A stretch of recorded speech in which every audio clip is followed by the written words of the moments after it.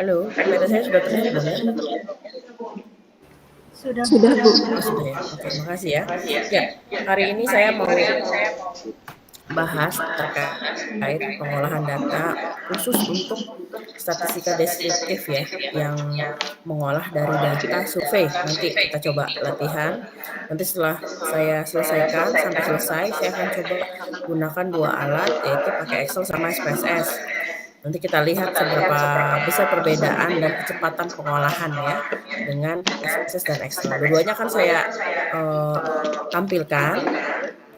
Kenapa? Karena seperti pesan-pesan saya sebelumnya, kita bekerja di misalkan di perusahaan tidak semuanya perusahaan itu memiliki program SPSS ya, tapi ada juga yang cuma punya Excel. Nah, kalian bagaimana juga mampu mengolah data dengan Excel. Akan terlihat seperti agak effort ya kalau pakai Excel, tapi memang kalau udah terbiasa dengan Excel akan cepat, sama dengan menggunakan software. Tapi kalau dilihat dari software tinggal klik-klik selesai jadi lah gitu intinya. Nah, saya akan menjelaskan konsep penelitian, di mana konsep penelitian inilah yang akan kita lakukan dimanapun kita berada, dan sampai 1 semester depan kita juga akan mencoba untuk membuat sebuah analisa data dari konsep-konsep penelitian-penelitian yang akan menjadi bahan ajaran saya nanti ya. Nah, proses penelitian, meneliti itu tidak harus sesuatu yang sifatnya misalnya kalian ke lab untuk meneliti atau kalian bikin skripsi, tesis, disertasi. Even kalian mendapatkan tugas pun dari pimpinan misalnya, tolong buat penelitian sederhana saja terkait market ya, terhadap produk ABC gitu, perbandingannya. Itu sebenarnya sebuah penelitian. Nah, secara cepat, langkah pertama apa yang dilakukan ya, membuat proposal penelitian sebagai guidance, sebagai pegangan supaya tidak melebar dan juga ada acuan yang clear dari awal tujuan penelitian itu apa ya. Biasanya proposal itu kalau di dalam penelitian yang biasa itu oke, skripsi, tesis, disertasi itu berlembar-lembar. Tapi kalau sudah dalam dunia pekerjaan, dunia yang bisnis, itu cukup 1 halaman di PowerPoint, isinya ada tujuan, judul, terus juga ada apa, latar belakang, metodologinya apa, terus goal-nya mau ngapain gitu ya. Supaya itu menjadi benar-benar acuan dalam nanti pengambilan data ya. Setelah dapat proposalnya disetujui, kalian baru melakukan pengumpulan data. Data itu bisa sekunder, data bisa primer ya, nanti apa perbedaannya setelah ini ya. Setelah itu baru dianalisis. Nah, dianalisis dengan metode-metode statistik yang mulai dari sederhana mungkin sampai yang advance juga ada ya. Lalu diuji. Pengujian kelayakan biasanya digunakan atau dilakukan kalau misalkan dalam masa perkuliahan itu dengan namanya uji sidang. Ditanya, dikritisi, diperbaiki ya. Setelah diperbaiki, hasil dari pengujian kelayakan baru layak disebut sebagai penelitian atau karya ilmiah yang bisa dipublikasi. Nah, kalau bukan dunia akademisi, pengujian seperti apa, Bu? Itu seperti misalnya kalian presentasi. Presentasi di forum, entah itu presentasi di rapat gitu ya. Nanti akan ada masukan dari forum atau dari pimpinan, ada perbaikan, ada penyempurnaan. Itu namanya pengujian atau kelayakan dari yang sudah dibuat. Seperti itu. Sehingga nanti kalau sudah dalam proses itu ya sudah final dan bisa dipublikasikan atau untuk dilakukan ya sebagai pengambilan kebijakan atau keputusan dalam strategi-strategi tertentu. Nah, bisa jelaskan terkait data ya. Kalian harus kenal dulu dengan data-data. Data itu ada data primer dan data sekunder. Data primer itu yang data yang diambil secara langsung, misalnya data dari survei, kalian turun dengan menyebar kuesioner itu data primer. Atau data dari laboratorium, kalian bikin percobaan, lalu dicatat datanya setiap hari, itu data primer. Data sekunder, ya data yang diambil dari sumber lain, ya. Misalnya data laporan keuangan, data dari BPS gitu ya. Data-data yang memang kalian ambil sumbernya dengan sumber yang lain ya, tidak ambil langsung seperti itu. Saya ambil charger dulu. Nah, lalu setelah itu kalian harus paham terkait skala data. Data itu ada data nominal, ada data ordinal, interval, dan rasio. Ini skala ya. Nominal ordinal itu terkenal dengan data kategorik ya, data-data yang berbentuk string. Nah, apa bedanya nominal sama ordinal? Nominal sama ordinal bedanya kalau di ordinal tuh dia ada tingkatannya, ya. Sedangkan nominal tuh hanya dibedakan saja. Misalnya jenis kelamin, pekerjaan, suku, warna, ya, merek gitu ya. Tapi kalau ordinal tuh sudah ada tingkatannya. Tingkat pendapatan, jabatan, dan tingkat pendidikan. Jadi ada tingkatan dari SD, SMP, SMA, pendapatan kurang dari 1 juta, 1 sampai 5 juta. Jadi ini ordinal. Lalu naik lagi, interval sama rasio itu bentuknya adalah, numerik ya, sesuatu yang memiliki satuan, ya. Nah ini, apa bedanya Bu ini interval sama rasio nih? Bedanya adalah kalau rasio itu bisa dibedakan ya atau di-share atau dirasiokan. Misalnya jarak 8 kilometer itu sama dengan 2 kali 4 kilometer. Bobot juga sama, 100 kilo itu sama dengan 50 kilo tambah 50 kilo. 5 juta rupiah itu sama dengan 2 dikali 2,5 juta rupiah. Lalu apa bedanya dengan suhu, IPK, watt, dan lampu? Nah, suhu itu bisa untuk sebut. Suhu 100 derajat itu tidak sama dengan 50 derajat saya tambah dengan 50 derajat, itu berbeda. IPK juga sama. IPK tidak bisa dibandingkan. IPK orang yang 4 tidak sama dengan 2 kali 2 orang yang IPK-nya 2 ya. Watt lampu juga sama. Saya punya watt, lampu dengan 10 watt terangnya, lalu saya beli lampu 5 watt 2, lalu saya sandingkan. Maka, cerahnya atau tingkatan, terangnya tidak akan sama kalau saya beli lampu 5 watt terus saya sandingkan dengan 10 watt. Nah, inilah bedanya interval sama rasio. Jadi kalau kalian dapat data tahu, oh ini nominal, oh ini ordinal, nanti kita lihat ya di data yang akan kita coba olah. Nah, ini prinsipnya gigolo kalau kita seorang saksi ngomongnya, jangan gigolo loh gitu. Gigolo itu sebentar.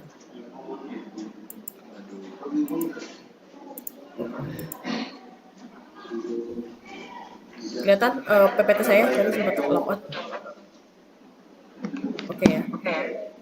Di sini garbage in, garbage out, low output ya. Artinya data itu ya kalau sampah yang masuk ya pasti sampah yang keluar. Yang tahu data itu sampah atau tidak itu adalah kalian sendiri sebagai peneliti.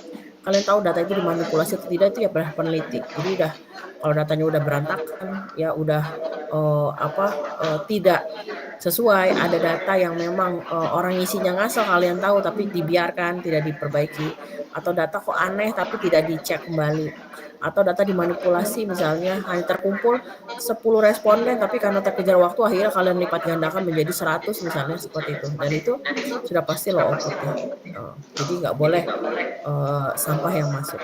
Nah ini teknik pengumpulan data biasanya data primer kita ambil secara langsung ya melalui kuesioner maupun penelitian lab ya. Kuesioner sekarang sudah sangat canggih ya, metodenya macam-macam ya survei itu, dan bisa dilakukan secara online ya. Sekarang juga offline sudah sangat sedikit survei offline. Lalu data sekunder yang diambil dari sumber lain ya, tadi laporan keuangan, dari buku maupun dari web. Nah, sampai satu semester nanti ke depan ini 3 materi ini akan saya sampaikan ya. Univariate data analysis, bivariate data analysis, dan multivariate data analysis. Apa univariate? Univariate itu hanya menjelaskan satu variabel saja perilaku datanya. Bivariate data analysis dia hanya menjelaskan 2 variabel saja. Kalau multivariate lebih dari 2. Hari ini saya akan coba mengeksplorasi univariate dan bivariate analysis dengan menggunakan Excel dan SPSS. Nanti kita lihat bedanya di mana. Ya. Nah, ini fungsi data saat saya sudah bilang minggu lalu bahwa data memang sangat penting perannya ya. Karena kalau sesuatu keputusan, kebijakan udah bersumber pakai data udah, maka biasnya atau tingkat kesalahannya akan semakin kecil dibanding dia membuat kebijakan hanya berdasarkan intuisi dia sendiri ya. Nanti kita akan melihat bahwa yang namanya ukuran pemusatan ada min, median, modus, ada 3 nih. Rata-rata, nilai tengah, sama nilai yang sering muncul ya, paling banyak muncul. Itu adalah nilai ukuran pemusatan data. Makanya salah sebut nanti. Misalnya contoh pada saat acara misalkan di tahun ini si pembawa berita bilang rata-rata yang hadir adalah pejabat yang menghadiri acara pernikahan ini. Dia ngomong rata-rata pejabat, itu aja ada salah. Pejabat itu kan skalanya adalah ordinal ya, ordinal dia ada tingkatannya.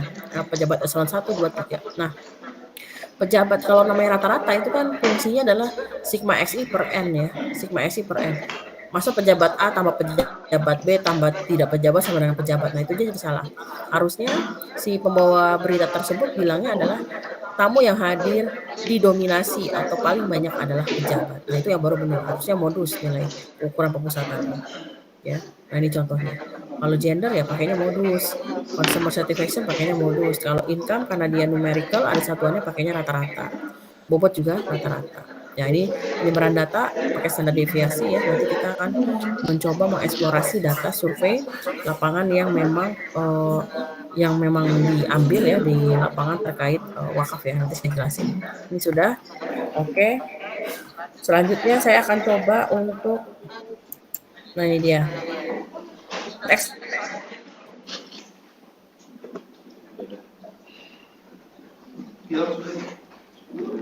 Halo, ada orang?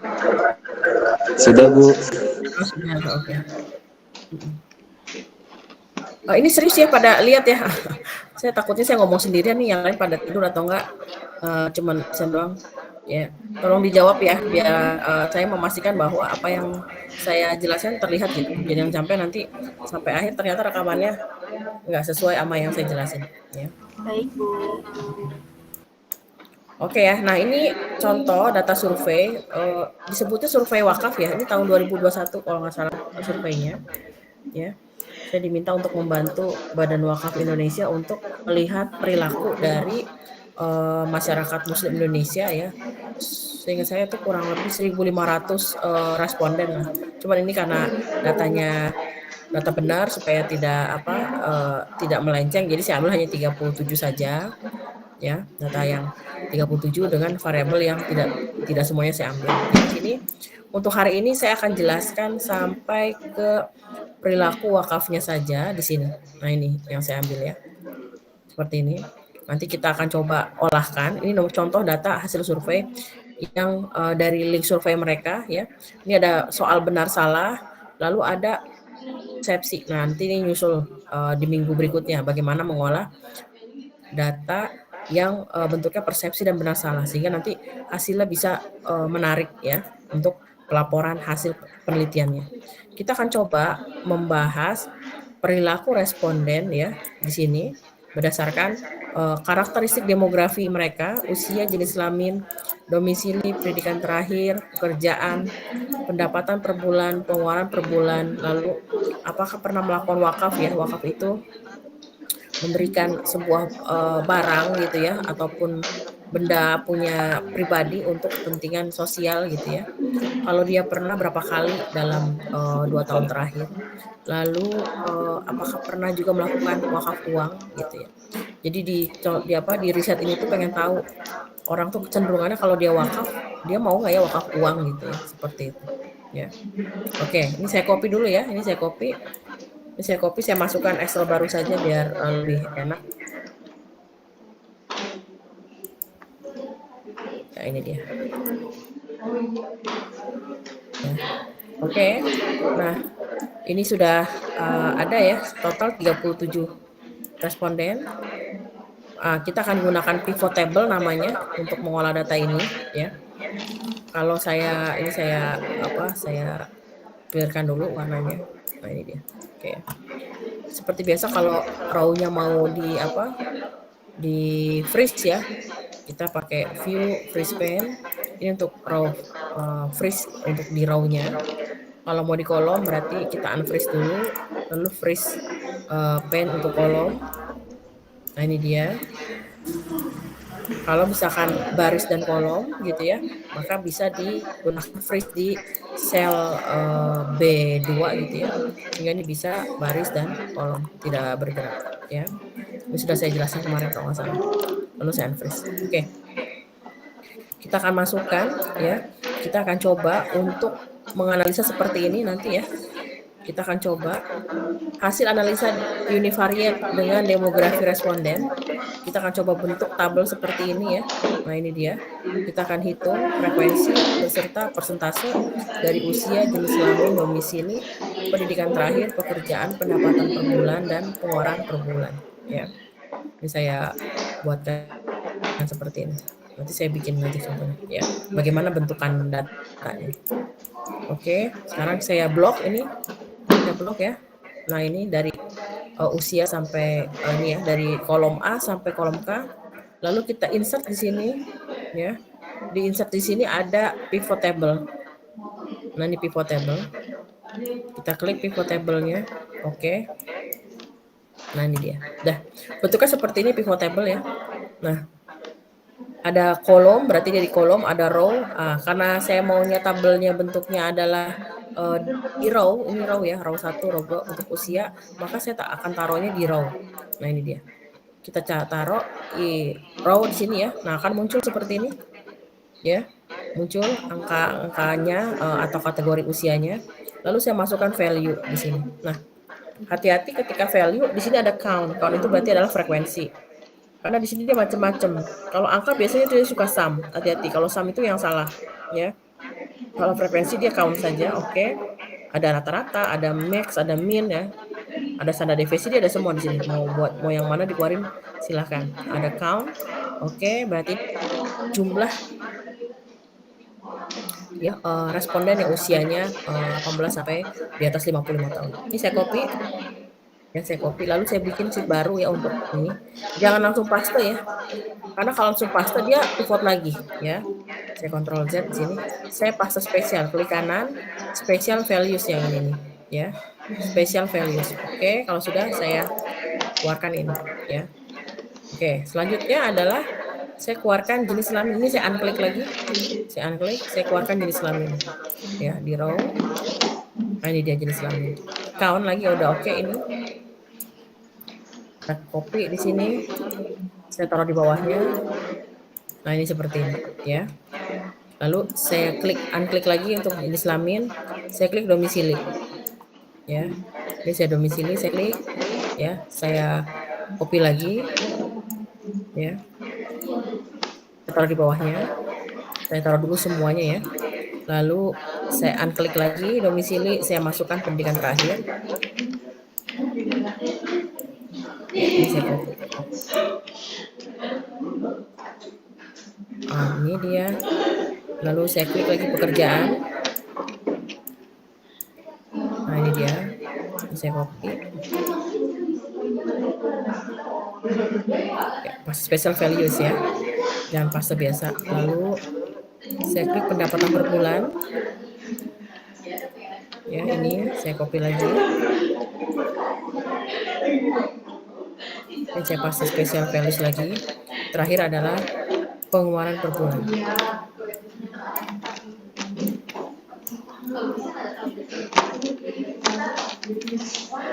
Ya, ini dia. Oke ya. Nah, sekarang kita perhatikan baik-baik. Oh, ternyata ini usianya belum nurut nih. 55 tahun masih di atas. Makanya harus dipindahkan ke bawah. Cara pindahinnya silahkan bebas, tapi cara cepatnya tinggal di blok sini. Kita cut, Ctrl X ya. Lalu kita taruh di sini, klik kanan, insert cut cell. Gitu ya. Nah, oke, laki-laki perempuan delete ya. Saya delete seperti ini. Ini juga saya delete. Domisili. Ya. Nah, di sini pendidikan terakhir kita lihat belum urut ya. SMA-nya kita cut, Ctrl X, taruh di atas ya. Klik kanan, insert cut cells. Ya, lalu ini saya delete lagi. Ya, oke. Nah, ini asisten pekerjaan. Karena ada asisten 2 berarti kita bikin aja di sini asisten peneliti ya. Kita buat di sini peneliti, ini 2. Ini 2 ya. Ini saya delete. Lalu di sini entrepreneur saya samain dengan wira swasta ya. Berarti ini 7 ditambah 1 dengan ini. Entrepreneur saya delete. Jadinya wira swasta 7. Lalu ini pegawai lembaga publik saya ganti PNS. Ini jadi 5. Yang lembaga publiknya saya delete. Ya. Ini sudah oke nih, saya delete lagi. Ini saya delete, saya gabung lagi di atas ya. Ini ternyata pendapatan per bulannya ini harus saya ubah. Ini pertama ya, saya Ctrl X ya. Saya Ctrl X. Lalu saya insert cut cells. Ini juga ya, saya Ctrl X. Ini insert cut cells. Nah ini dia. Ini saya delete. Nah, ini dia. Ini juga saya Dilihat ya ini juga karena kita urutin dulu. Ctrl X, insert cut cells. Lalu ini saya Ctrl X lagi, saya taruh di sini ya. Insert cut cell. Ya, ini semua sudah ngurut ya. Udah ngurut. Ya, ini udah selesai. Total 37 ya. Nah, ini dia. Lalu saya insert di sini kolomnya, insert ya. Terus ini saya ganti adalah F itu frekuensi, ini persen ya. Semua kita bagi dengan 37 karena jumlah responden 37 ya. Kita bagi dengan 37. Ya, kita bikin persen ini ya. Persen, kita double klik di sini ya. Klik-klik gitu. Nanti otomatis dia akan ngitung sendiri ke bawah. Oke, ini saya kasih judul demografi.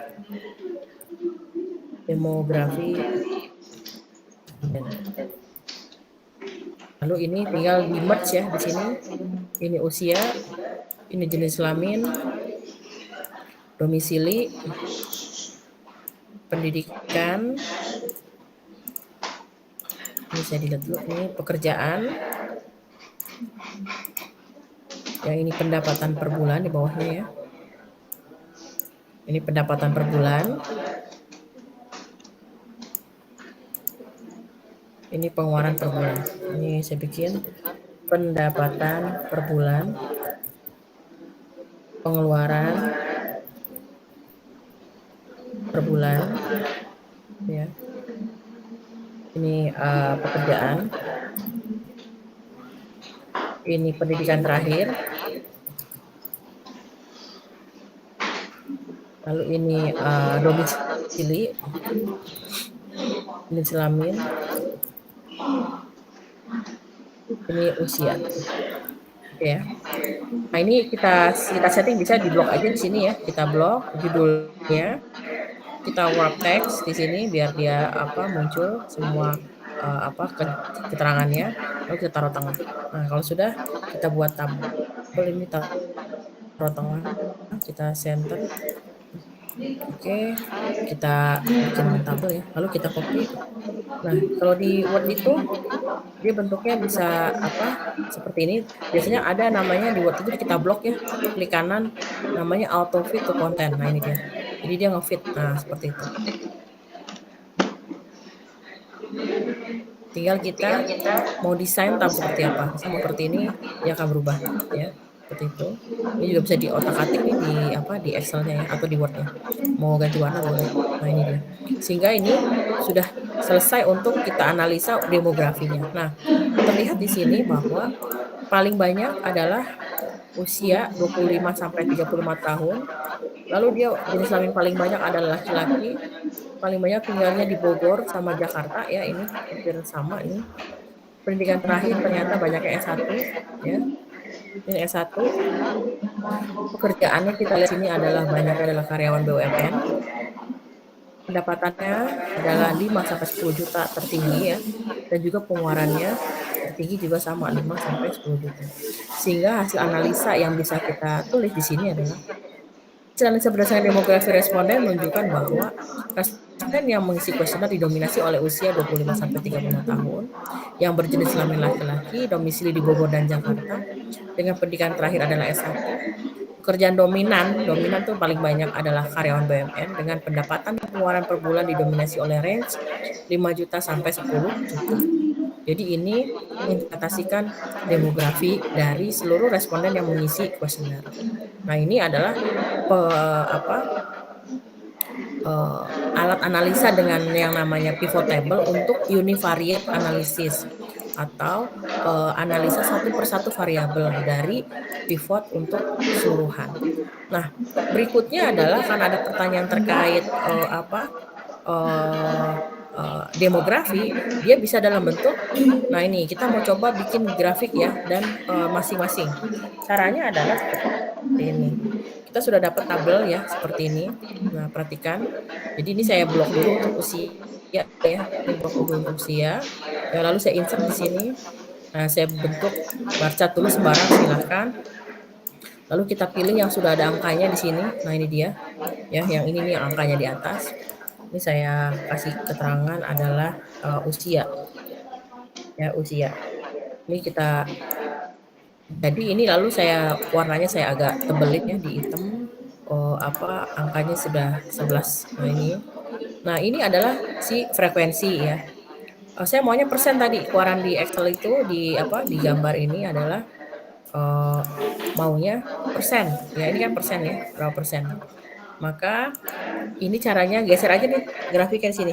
Nah ini dia, ya ke persen, maka otomatis dia akan ganti persen. Oke ya.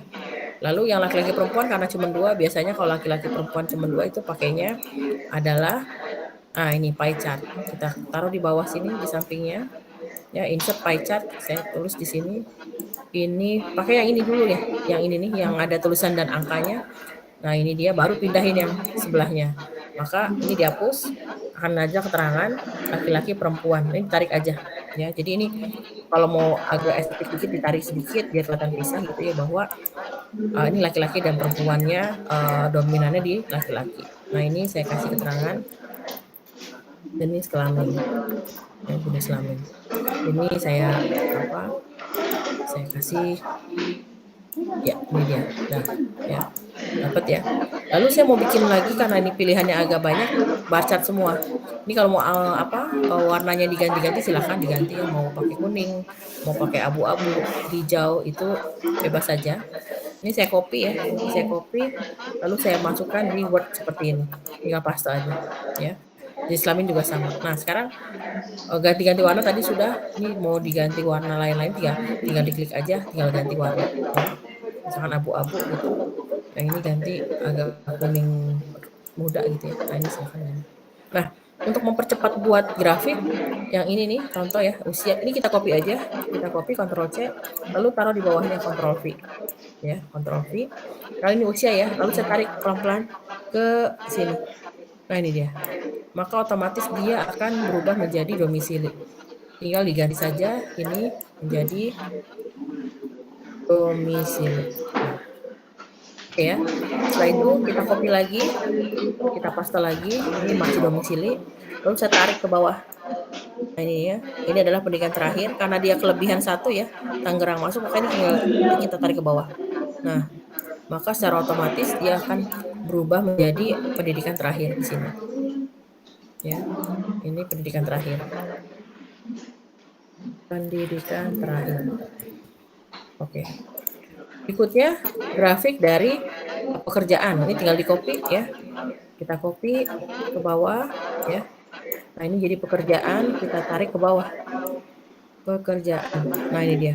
Karena pekerjaan kurang 1 di sini, kurang ke bawah nih, yang kita tarik lagi sini 1. Ya. Nah, selesai di sini. Ini berarti kasih keterangan pekerjaan. Ya. Ini pekerjaan. Ya, lalu bisa copy pekerjaan boleh, atau yang lain juga boleh ini ya. Kita copy ke pendapatan per bulan. Nah, ini kita tarik aja. Kita tarik ke bawah. Nah, ini dia. Selesai, ini adalah pendapatan per bulan. Nah, ini sudah.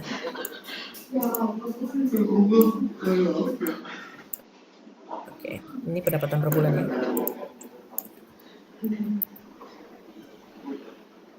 Per bulan. Lalu ini saya copy aja ya. Ini saya paste jadi pengeluaran per bulan. Nah, ini tinggal tarik. Ya. Maka sudah semua grafiknya. Nah, ini lebih cepat dibanding kamu blok lalu kamu insert lagi grafik gitu ya. Nah, ini. Kalau mau ganti-ganti chart, tinggal klik kanan ya. Di sini ada change chart type. Mau ganti apa? Mau yang begini boleh gitu ya, macam-macam. Tinggal ganti aja untuk type-nya. Sehingga ini bisa kita copy ke seluruh Word-nya ya, yaitu grafik masing-masing demografi, usia, jenis kelamin, domisili, lalu pendidikan terakhir, pekerjaan, pendapatan per bulan, dan pengeluaran per bulan. Nah, ini sudah terkait demografi responden atau karakteristik yang ada di responden survei kita. Ya. Oke ya, sampai sini ada pertanyaan dulu sebelum saya lanjut ke perilaku berwakaf dari responden. Silahkan kalau ada pertanyaan. Kalau nggak ada biar langsung saya lanjutkan. Kalau tolong dikasih aba-aba, kalau tidak ada Bu gitu. Langsung saya lanjutkan. Ada pertanyaan?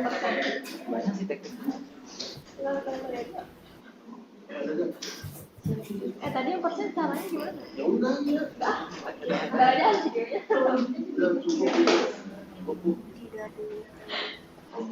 Ada? Oke, saya lanjut ya.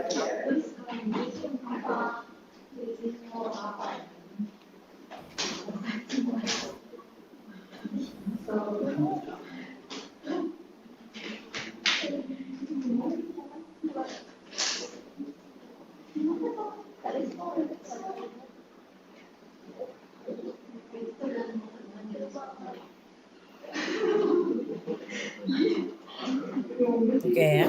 Nah, sekarang kita akan coba menganalisa seperti ini ya. Nah, ini dia. Nah, coba menganalisa perilaku yang pertama, apakah Anda pernah melakukan wakaf dalam 2 tahun terakhir gitu ya? Jawabannya ya tidak. Jadi kalau jawabannya ya tidak, cukup dengan pie chart. Lalu jika ya berapa kali gitu ya kita analisa. Lalu apakah dia wakaf uang, dan satu lagi berapa kali wakaf uang. Pertanyaannya sesuai dengan yang ada di survei ya. Kita akan keluarkan data yang pertama adalah apakah Anda pernah berwakaf, yang ini ya. Sini kita taruh di row gitu ya. Lalu kita masukkan di sini di value ya. Dapat ini, kita copy ya. Saya copy di sini, saya buat sheet baru lagi aja. Klik kanan, paste special values ya. Ini berarti terkait berwakaf ya dalam 2 tahun terakhir. Lalu saya unklik lagi, saya mau lihat berapa kali gitu ya dalam 2 tahun terakhir. Nah, ini masih count, masih oke. Saya copy lagi di sini, lalu saya taruh di sini, paste special values gitu ya. Lalu apakah pernah berwakaf uang? Nah, ini dia. Saya masukkan di sini, saya copy. Nah, ini dia. Lalu terakhir adalah ini jika iya berapa kali. Nah, ini dia. Ini saya copy lagi. Ini saya cut dulu ya. Di sini Ctrl X, insert start cell. Kalau yang tidak pernah saya hapus saja ini, karena saya mau lihatnya yang pernah saja. Ini juga sama, ini saya cut dulu, Ctrl X, cut cell. Nah, ini tidak pernah kita buang dulu. Ya, ini juga. Oke, ini saya kasih keterangan nih jawaban tadi ya. Ini adalah si yang pernah melakukan wakaf. Ini berarti F, ini persen.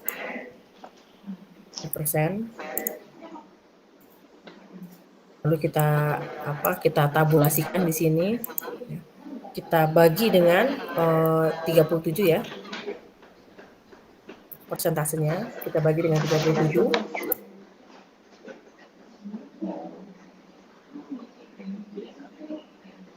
Lalu saya dimasukkan saja di Word gitu ya. Di Word seperti ini awalnya. Seperti biasa kalau udah bentuk tabel gini biar rapi, klik kanan auto fit to content. Nah, lalu silakan pakai tabel design apapun, taruh di tengah, Ctrl E. Nah, ini berarti di tengah ya. Setelah itu kita buat insert untuk ya tidak di sini ya, ya tidak. Kita masukkan pie chart. Seperti biasa kalau pie chart itu memang better yang sudah ada tulisan dan angkanya saja. Biasanya di Excel yang terbaru itu sudah keluar nih datanya gini. Nah, ini chart title. Kita klik di sini. Ya. Lalu saya ganti ini agak terang, agak besar biar kelihatan. Ini saya delete. Nah, ini saya copy ya. Nah, ini. Nah, saya copy, saya masukkan bawahnya. Nah, gini dia. Dapat ya. Lalu yang tabel berikutnya juga sama. Nah, di sini ya. Ini berarti jawaban gitu ya. Lalu kita bagi dengan 237 ya. Tapi total di sini ada 21.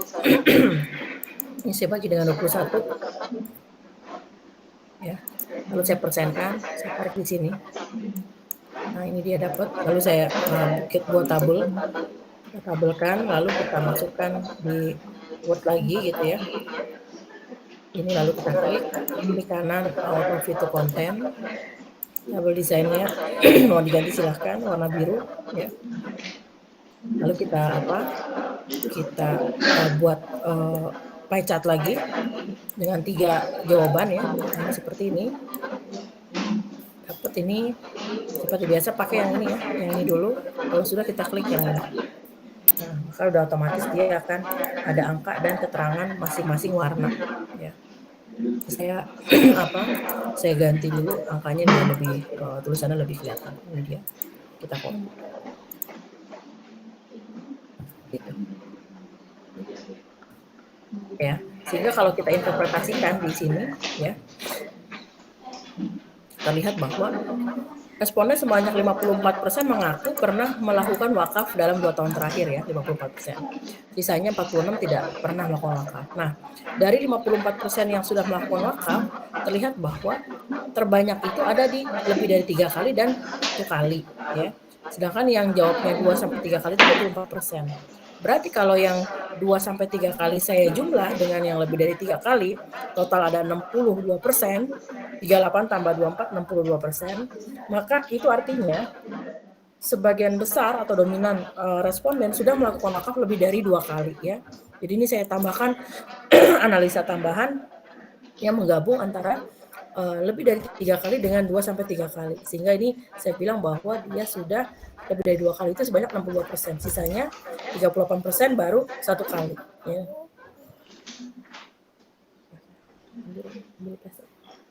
Nah, setelah itu kita akan coba untuk menganalisa yang wakaf uang ya, wakaf uang. Oke, kita akan coba keluarkan datanya wakaf uang di sini. Ya. Ya, di sini wakaf uang. Saya lihat lagi. Terus saya buat di sini frekuensi jawaban. Saya copy ya. Paste. Nah, di sini dia. Kita copy. Nah, ini boleh nih di copy aja, nggak masalah ini. Nanti ditarik ke bawah. Nah, ini jadi ketahuan di sini ya. Nah, ini adalah ya tidak. Nah, ini sama seperti buat grafik tadi. Lalu untuk yang yang pilihan jawaban kita copy lagi gitu ya. Lalu kita bagi ini totalnya ada di sini ada keterangan sebenarnya sumnya 19 di sini. Berarti masing-masing saya bagi 19.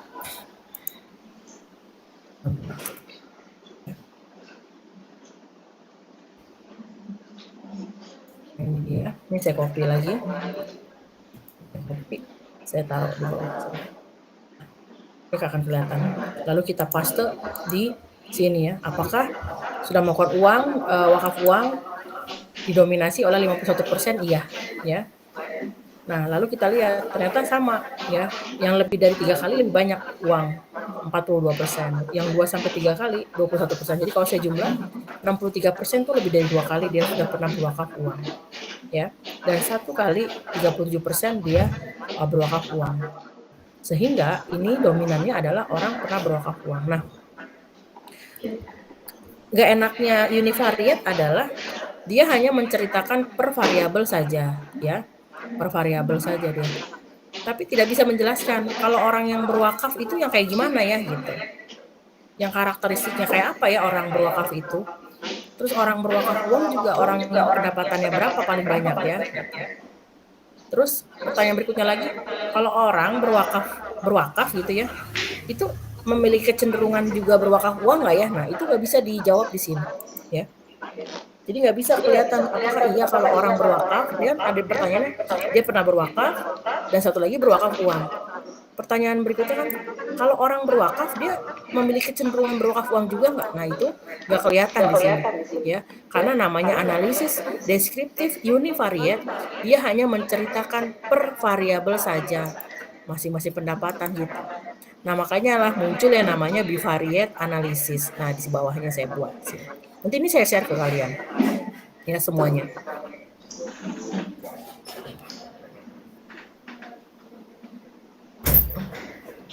Ya, di mana nanti masing-masing di sini nih saya bikin sini analisis bivariate. Saya akan memberikan pertanyaan pertama. Bagaimana karakteristik responden yang berwakaf berdasarkan usia pendidikan dan pendapatan per bulan? Jadi bentuknya kayak gini nih. Ini akan kelihatan. Orang yang berwakaf kecenderungannya di usia berapa? Ya. Ini dari usia, lalu dari pendidikan terakhir. Dia kan mintanya usia, pendidikan terakhir dan pendapatan per bulan dari yang berwakaf. Pertanyaan berikutnya, bagaimana karakteristik responden yang berwakaf uang? Sama berdasarkan usia, pendidikan pendapatan per bulan ya, berdasarkan, demografi dari si wakaf yang memiliki wakaf uang. Pertanyaan berikutnya adalah, apakah ada kecenderungan orang yang pernah melakukan wakaf juga melakukan wakaf uang? Kalau ternyata dominannya iya, berarti memang benar bahwa orang kalau berwakaf, dia juga berwakaf uang. Nah, pertanyaan tersebut memang tidak bisa dijawab dari Uni, kita akan coba menganalisa karakteristik responden yang ditentukan oleh usia pendidikan pendapatan terhadap kegiatan wakaf dan wakaf uang. Nah, bagaimana mengeluarkan data seperti ini di dalam pivot table ya? Ini caranya seperti ini. Ini saya bikin lagi sheet baru untuk bivariate ya. Nanti Excel ini juga akan saya share ke kalian. Nah, caranya adalah ini saya unclick dulu. Nah, saya akan masukkan yang terhadap wakaf biasa nih, wakaf ya, ini wakaf ya. Lalu usia, berdasarkan usia. Nah, ini dia. Maka muncul seperti ini ya. Saya ulang ya. Jadi si wakaf saya taruh di kolom ya. Lalu usia saya taruh di row. Lalu usia ini saya masukkan sebagai value nih ya, count of usia. Maka akan muncul di sini. Ya tidak. Ya, ini saya copy. Saya masukkan. Berarti ini adalah si wakaf berdasarkan si usianya. Gitu ya. Lalu berikutnya adalah berdasarkan pendidikan terakhir. Nah, saya masukkan row di sini. Saya masukkan lagi di sini. Ya, count lagi. Ini saya copy. Ya. Lalu saya buat di sini fase special values juga. Lalu terakhir adalah si pendapatan per bulan. Nah, ini dia. Saya copy. Saya masukkan di sini. Fase spesial. Nah, ini saya rapin lagi ya. Ini pendapatannya di atas. Cut cells. Lalu ini juga saya rapin lagi. Nah, ini SMA-nya saya taruh di atas. Usianya juga yang 55 saya taruh di Ctrl X, taruh di bawah ini. Gitu ya. Nah, kita lihat sini tabelnya inginnya adalah frekuensi persen seluruhnya ya. Ini total 100% dari sebaran usia responden. Ini saya insert ya, insert. Ini saya delete. Ini saya delete lagi. Ini saya delete. Ini saya delete. Oke. Lalu ini saya insert row ya. Ini saya cut dulu. Saya masukkan di sini karena lebih dari 55. Ini saya insert. Nah, ini berarti F, ini persen. Ya, ini juga saya copy F sama persen. Lalu ini saya merge ya. Ini saya merge, ini juga saya merge. Ini saya merge kembali. Ini judulnya berwakaf gitu ya. Lalu ini saya merge juga. Ini adalah usia. Sehingga ini saya bagi semuanya dengan 37 ya. Ini saya persenkan, saya copy, ini saya copy lagi, saya paste di sini. Sehingga dapat saya tabulasi seperti ini. Ini saya tengahin aja. Nah, jadi ini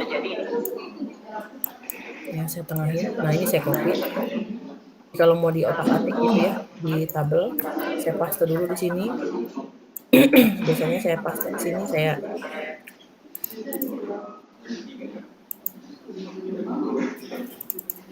nah, ini dia. Tinggal di desain saja mau seperti apa ya, ini warna-warnanya. Enaknya Microsoft Word sekarang bisa di otak-atik grafiknya ya. Lalu berikutnya adalah yang ini ya, yang sama ini saya copy juga. Saya paste di sini gitu ya, ini berwakaf. Ini berarti adalah pendidikan terakhir.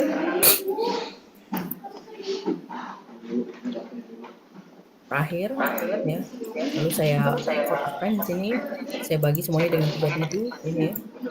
Nah, ternyata ketahuan di sini bahwa yang berwakaf itu minimal adalah S1 dari 37. Orang yang SMA sama diploma nggak ada yang berwakaf ya. Nah, ini kelihatan di sini.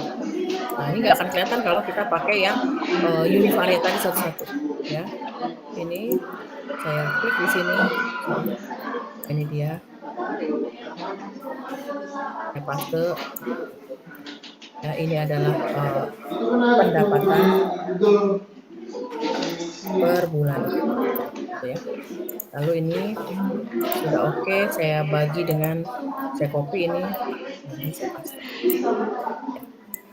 Ini saya lampirkan. Nah, baru saya masukkan di sini, ya. Nah, ini saya merahin, saya tebelin. Oh, ternyata ya orang yang berwakaf berdasar usia itu 25 sampai 35. Lalu ternyata kebanyakan adalah S2 atau S3 di sini dominannya dan memiliki pendapatan 5 sampai 10 juta, ya. Di sini baru gambaran terkait respon yang berwakaf, ya, didominasi ya. Iya. Didominasi oleh ya yang usianya 25 sampai 35 tahun, pendidikannya S2 atau S3 dan memiliki pendapatan per bulan 5 sampai 10 juta. Oke ya. Jadi ini yang bisa dijelaskan oleh bivariatnya ya, bivariatnya ya, gitu. Ini untuk wakaf. Sampai sini bisa diikuti atau ada pertanyaan dulu?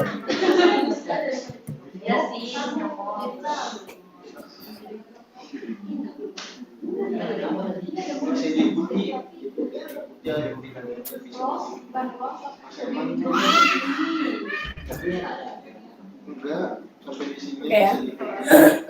Saya lanjut ya. Jadi ini contoh informasi yang tidak bisa diperoleh kalau univariat tadi satu-satu. Nah, ini kita gabung. Jadi ketahuan, oh ternyata ini kenapa sih harus ada seperti ini? Biasanya ini kalau di dunia penjualan gitu ya. Kan ada orang ya kalau di pameran ataupun di apa disebutnya ya? Dealer-dealer gitu ya. Ada yang datang beli, ada yang enggak gitu. Dia kan ngisi itu formulir. Nanti ketahuan ini kalau orang yang nggak beli dengan yang beli itu ketahuan karakternya kayak apa.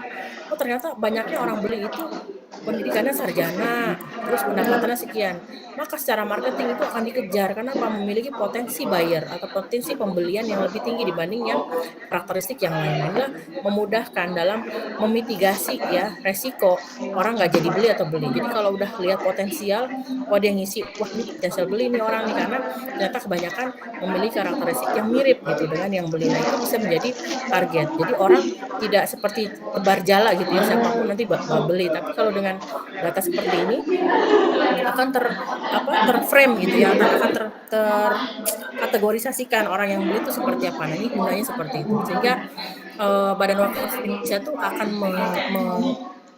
memberikan atau mempromot berdasarkan karakteristik demografi yang dia sudah tahu. Oh ternyata yang seperti ini nih yang orang yang berwakaf uang atau berwakaf, dia akan kejar yang seperti itu ya. Oke, selanjutnya adalah yang karakteristik yang wakaf uang gitu ya, sama seperti tadi caranya sama ya. Kita akan keluarkan untuk yang wakaf uang. Ini saya akan klik dulu, lalu saya bikin sini wakaf uang di kolom, ini berarti wakaf uang. Lalu saya masukkan usia di row gitu ya, lalu saya masukkan count di sini, saya copy lagi ya, saya masukkan di bawahnya sini, saya paste special values ya. Lalu setelah itu saya masukkan pendidikan terakhir ya di sini. Ini saya copy lagi. Saya copy lagi di sini. Saya paste special values. Lalu terakhir adalah pendapatan per bulannya. Masukkan di sini. Saya keluarkan di sini. Oke, ini saya copy. Oke ya. Lalu setelah itu ini saya cut ya. Ini saya cut. Ini yang saya masukkan. Lalu saya perbaiki lagi ini. Ya. Terus ini SMA-nya saya masukkan di sini. Lalu usia. Lihat lagi. Ini saya rapikan dulu, ini saya delete. Ini tidak dibutuhkan. Ini juga tidak dibutuhkan. Ini saya delete. Ini saya delete. Ini saya delete. Lalu saya masukkan di sini, saya insert ya. Insert.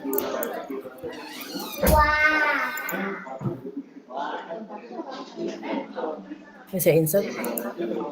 Saya copy ini. Ini saya copy ya. Kemudian saya masukkan. Nah, ini dia. Ini berwakaf uang ya. Saya kasih judul berwakaf uang.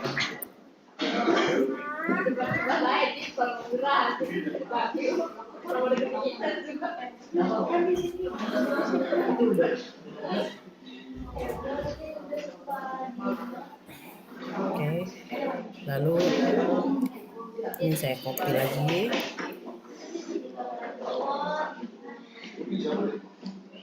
Berwakaf uang. Dan terakhir saya copy.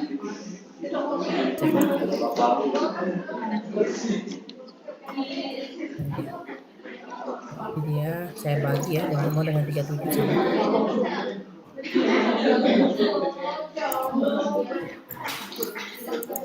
Saya bagi dengan 37.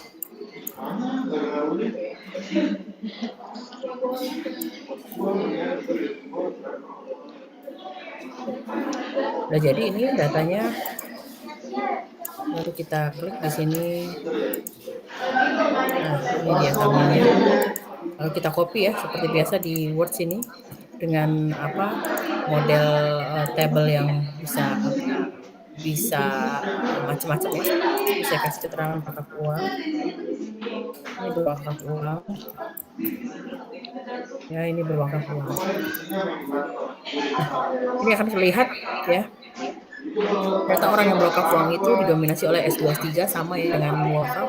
Juga pendapatannya per bulannya 5 sampai 10 juta dan juga usianya 25 sampai 35 tahun. Jadi karakteristik orang yang berwakaf uang dengan berwakaf itu mirip ya, bahwa mereka memang orang-orang yang usianya 25 sampai 35 tahun, pendidikannya S2 atau S3 terbanyak ya, dan juga memiliki pendapatan per bulannya rata-rata adalah 5 sampai 10 juta. Nah, begitupun yang pertanyaan berikutnya, apakah kecenderungan respondennya melakukan wakaf juga melakukan wakaf uang? Ya sudah, kita tinggal cross tabulation kan antara wakaf uang dengan berwakaf. Caranya adalah sama seperti tadi ya. Ini saya unklik dulu. Yang di kolom saya kasih adalah wakaf uang. Row-nya adalah dia wakaf ya. Pernah wakaf. Nah, ini dia. Baru ini tinggal dimasukin, boleh salah satunya wakaf, boleh wakaf uang boleh. Nah, ini akan kelihatan di sini. Nah, ini dia ya. Jadi ini adalah saya paste di sini ya. Nah, ini dia. Nah, ini berarti adalah wakaf uang ya. Ini wakaf uang.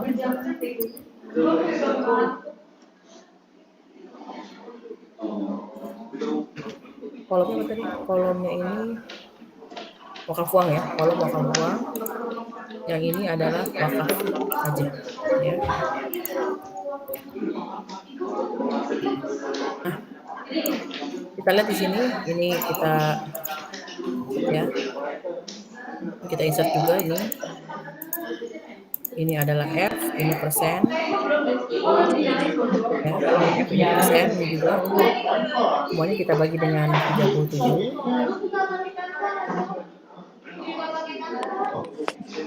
Ya. Ya. Saya merge. Nah, ini udah kelihatan. Nah, bacanya gimana nih Bu? Nah, bacanya adalah ya, kita fokus di sini ya. Fokus di sini. Total ya, di sini ternyata orang yang berwakaf ya, orang yang berwakaf di sini ya, totalnya ya. Dan dia juga wakaf uang 17. Dari total yang berwakaf ya 19 ini, ternyata 17 dia berwakaf. Jadi kalau saya rata-ratakan ini dibagi totalnya 19, dia berarti sekitar 89% ya. Artinya memang dia benar-benar orang yang berwakaf itu udah pasti dia akan cenderungannya berwakaf uang ya.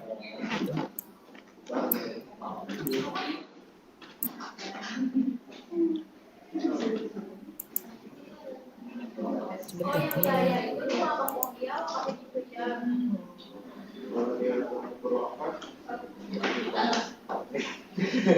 Oke. Di sini ya. Nah, ini sorry. Di sini nanti kebalik ya. Nih, kalau dibuat ini wakaf, orang yang berwakaf totalnya ada 20 nih di sini nih. ya. Orang yang berwakaf dia totalnya 20, saya salah baca di sini. 3 tambah 17 itu 20, ya. Kalau misalkan diganti, misalkan biar sama tadi biar nggak bingung kalian. Ini wakafnya, saya ganti di kolom, wakaf uangnya di row, biar enak bacanya gitu ya. Nah, ini kita klik di sini. Nah, ini dia. Perbedaannya, tapi sama, isinya sama. Ya fase spesial ya. Nah, ini dia. Copy.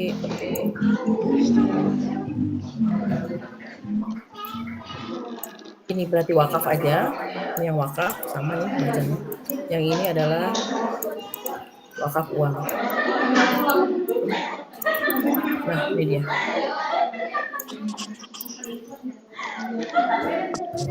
Ya. Di sini terlihat bahwa ya, orang yang dia berwakaf ya dan langsung wakaf uang itu 17. Total yang berwakaf adalah 20. Ini kalau di total kan 20 ya.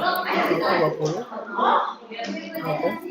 Nah, kalau 17 dari 20 ya, itu adalah sekitar 85%. Berarti otomatis ya, kalau orang buat berwakaf di sini ya, di sini saya bikin. Jadi total 37 responden, ada 17 orang ya yang atau setara 46% responden, selain dia pernah berwakaf, dia juga berwakaf uang.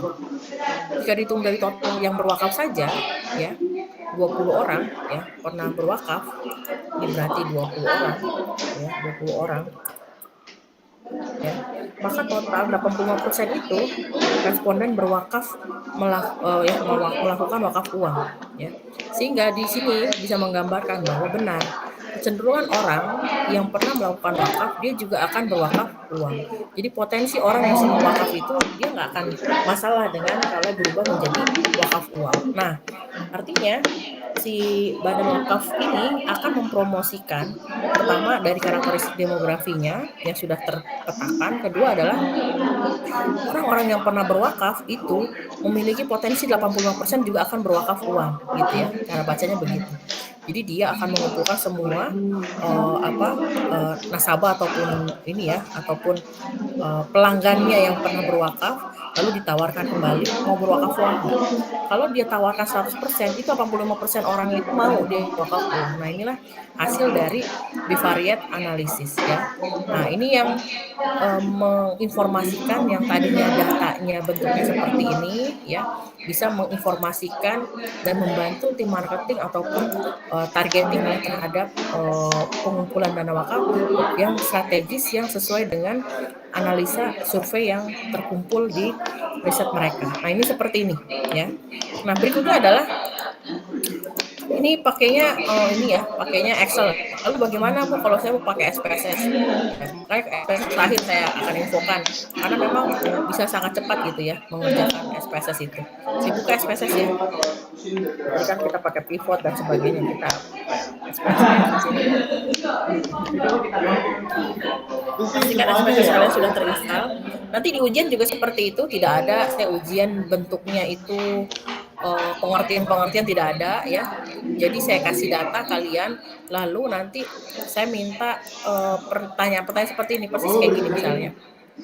Buatlah demografi responden, lalu apakah ada kecenderungan. Nah, kalau pertanyaannya begini, bagaimana menggambarkan karakteristik? Nah, ini kan saya nggak bilang langsung bahwa ini pakainya bivariate nggak. Kalian akan jawab sendiri ini pakainya apa ya. Lalu apakah ada kecenderungan responden pernah melakukan juga wakaf uang? Oh, berarti saya harus pakai bentuknya cross tabulation seperti ini. Jadi nanti pertanyaan-pertanyaan ujian saya seperti itu ya. Jadi saya bertanya bagaimana menjawab dari data yang saya berikan untuk mengolah sesuai dengan pertanyaan yang akan saya berikan seperti ini. Nah, ini kayak begini nanti ujian tuh kayak begini. Jadi kalian interpretasikan dari hasil tersebut ya. Nah, ini contoh SPSS sudah terlihat ya. Ini namanya window itu ada tampilan, ada data view, ada variable view. SPSS yang bisa digunakan, dia ada keterangan seperti ini ya. IBM SPSS Statistic Processor is ready ya. Artinya SPSS itu bisa dipakai. Yang unavailable itu yang nggak bisa. Berarti itu cracknya belum di copy ya. Nah, tahap pertama, karena datanya bentuknya seperti ini disebutnya string, data kalimat ya bukan angka, maka hati-hati penggunaan skala di SPSS. Maka pertama adalah saya akan transpose judulnya biar saya nggak usah ngetik satu-satu ya. Saya taruh di sini, klik kanan, paste spesial, values and transpose di sini. Klik. Nah, maka otomatis dia akan bentuknya transpose seperti ini. Total ada 11 di sini count ya, 11 row. Ini saya copy. Lalu saya copy di variable view di sini ya, di label jangan di name, di label sampai sini gitu ya. Nah, ini udah dapat. Lalu saya setting, ini kan numerik semua tipenya, saya ganti string ya. Saya ganti string di sini dengan karakter, saya ambil 30 karakter biar panjang gitu ya. Oke. Maka sudah berubah menjadi string. Lalu saya copy Ctrl C ya, biar gak usah satu-satu, saya blok saja di sini, saya paste Ctrl V. Nah, kan berubah semua dia string. Begitupun dengan yang ini ya, saya copy ini.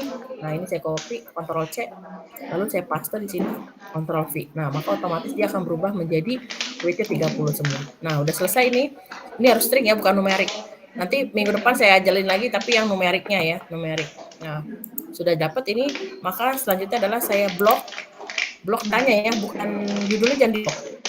Dari sini dari A2 saya pencet Ctrl Shift bareng-bareng, ke kanan sekali, ke bawah sekali, saya blok, saya copy. Nah, gitu. Cara ngeblok cepet ya. Nah, ini Ctrl Shift jangan dilepas, ke kanan sekali, ke bawah sekali, saya copy. Lalu saya masukkan di data view ya, tanpa judul ya. Nah, ini datanya. Maka otomatis sudah masuk semua di sini. Kalau data string tidak bisa dianalisa macam-macam, dia hanya bisa deskriptif saja ya. Makanya nanti kita akan coba ubah menjadi numerik. Nanti minggu depan saya ajari numerik, cara numerik cepat di Excel gitu ya. Oke. Kalau sudah, kita mau ngeluarin deskriptifnya, ngitung frekuensi, ngeluarin grafik bar chart dengan pie chart-nya. Nah, ini sekali kedip langsung keluar nih hasilnya. Analyze, deskriptif, frekuensi. Ini ya. Analyze, deskriptif, frekuensi, bebas mau di variable view, mau di data view bebas. Saya Ctrl A di sini, saya masukin semua, berarti semua variable masuk. Chartnya mau pilih mana? Chartnya mau pilih bar chart misalnya. Pakai percentage. Oke, continue. Kalau sudah oke. Ya, di sini data missing tidak ada, 0 semua, berarti datanya oke, nggak ada data missing. Nah, ini sudah keluar semua datanya tuh. Usia, langsung ada persennya ya. Cepet ya, nggak usah pakai pivot-pivotan lah ya. Jenis kelamin, tuh udah ada semua, domisili. Bu, ini ngopinya bisa Bu? Bisa, langsung aja ngopi ke Excel, langsung udah otomatis. Kopinya jangan satu-satu ya, sekaligus gini, nanti terakhir aja ngopinya. Nih. Terus ini gimana? Nah, ini bar chart-nya. Tuh dia bentuknya sudah ada bar chart. Ya. Bu, saya mau pie chart dong, dikeluarin ya, tinggal dikeluarin aja di sini. Nah, ini gak usah pakai analisa, recall aja sini, recall, nanti dia akan muncul frekuensi di sini. Ya, kita ganti chartnya jadi pie chart. Mau lihat nggak pie chartnya? Kita percentage aja, continue. Oke, dia akan mengulang, olah lagi dia kayak gini lagi, tapi dia akan ngeluarin. Nah, ini dia pie chartnya. Cuma bedanya tidak ada angkanya, gitu aja sih bedanya ya. Dia nggak ada angkanya. Nah, karena nggak bisa disetting di sini. Nah, oke ya. Udah semua nih deskriptif. Lalu Bu, yang itu gimana? Yang apa? Tadi yang ini nih. Nah, ini bisa juga di SPS cepat malah ya. Caranya adalah kita running sekaligus semuanya. Jadi ya di sini nih, analyze, deskriptif, cross tab ya. Itulah yang saya bilang kenapa pentingnya soft skill ya, mengolah data dengan software. Soft skill itu yang jarang sekali orang punya. Kenapa? Karena begitu ringkas dan cepatnya mengolah data tanpa harus pakai Excel dan pivot table tadi. Cross tab, row-nya adalah ini ya, pernah berwakaf sama wakaf uang saya masuk di sini. Kolomnya adalah usia, saya masukin di sini. Lalu pendidikan saya masukkan, pendapatan per bulan saya masukkan. Nah, ini sekaligus semuanya. Lalu klik sales, ya sales lab. Nah, ini percentage-nya adalah total. Kita klik total, oke, continue. Kalau sudah di oke kan, maka otomatis akan keluar semua angkanya di sini. Nah, ini dia. Tuh. Ya. Ini usia. Nah, ini row-nya ya, ini kolom. Nah, ini kolom nih usia nih. Kebalik ya tadi ya. Kalau saya usia di kanan, ini iya atau tidak. Kalau sesuai sama tabel Excel gimana Bu? Ya udah tinggal di recall lagi, kita balik ya, ganti. Ini jadi kolom, ini jadi row ya. Berarti row-nya adalah usia, pendidikan sama pendapatan per bulan. ini apakah Anda pernah ya, sama apakah Anda berwakaf uang dan berwakaf. Oke aja langsung. Nah, maka hasilnya sama tuh. Ya langsung ada persentasenya. Nah, ini dia. Gampang kan? Ini pendidikan terakhir. Terus ini pendapatan per bulan. Udah semua. Lalu kalau satu lagi terhadap kita cross step lagi di sini ya, analyze cross step atau recall cross step. Udah ini dikeluarin aja dulu semuanya, ini kita keluarin Ctrl A, kita black, row-nya ganti yang berwakaf uang, kolomnya adalah yang berwakaf. Udah oke. Langsung keluar di sini. Ya, 17 orang, ya sama ya tadi ya. Nah, ini dia. Ya sudah, mau copy paste apa? Kalau ini mau dijadiin lampiran Word, bisa. Ini klik kanan, copy biasa di situ. Nanti dia akan, nah ini dia akan semuanya. Di Excel bisa, di Word bisa. Ya kamu bikin aja Word baru gitu ya. New, nih paste lagi semuanya. Nanti udah otomatis dia akan masuk semua tabel-tabelnya di ini. Nah ini dia. Ya, seperti itu. Kalau mau otak-atik di Excel lagi ya silakan langsung bikin di Excelnya.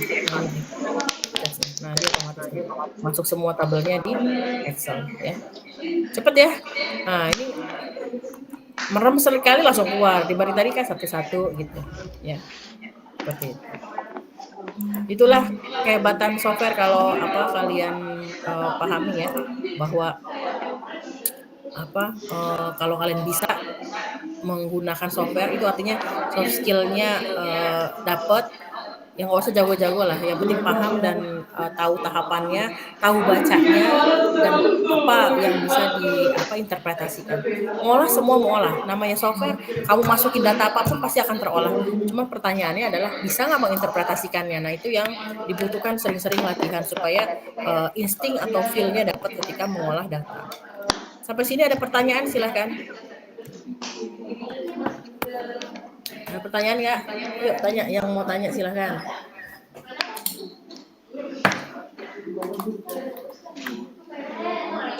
Ada pertanyaan nggak? Ayo.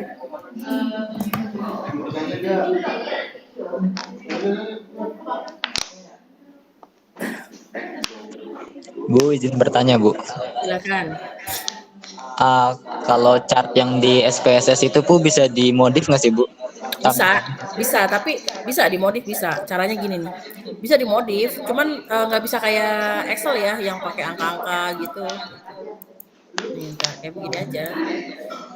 Modifnya tuh sangat terbatas lah dia. Kayak gini, klik kanan aja di sini nih. Nah dia bisa ngedit tuh. Kamu double klik aja, double klik, nanti dia akan muncul begini nih. Nah ini dibuat ngedit-ngedit. Ya, nih mau pakai apa, border gitu-gitu. Nah.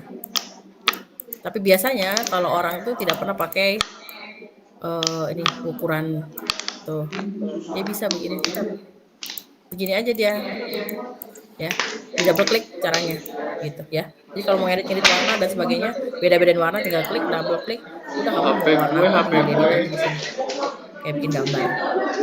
Gitu. Oke, terima kasih Bu. Yuk. Yang lain silakan. Udah capek. Bu Agus lapar.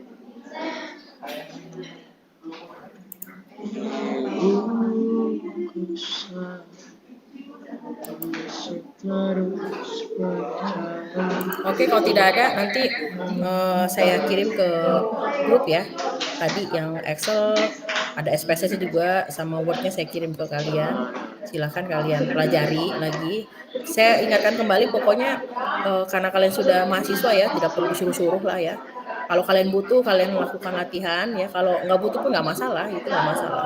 Kalau kalian ngerasa udahlah kayaknya nanti aja lah, kayaknya belum saatnya gitu ya. Ya silahkan aja.